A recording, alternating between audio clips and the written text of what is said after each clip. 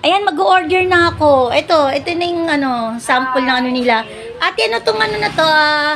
Ito sa ate April. Kaya lang hindi pa siya handang magpakita kasi nabigla siya sa akin. Ano tong 4 pieces na te? Opo. Meron po kami dito sa QTY, takoyaki, na cheesy takoyaki. Meron siyang cheese sa loob. Pero lalagyan pa namin siya ng melted Wow, may cheese na, may pa. Yan ang gusto ko yan, yung kasi mag-isa lang naman ako ate. Yan ang order ko, 50 pesos.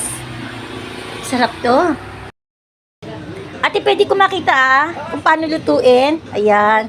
Papakita sa akin ate April.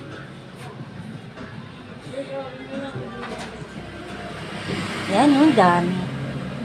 Ang cute ng store niya.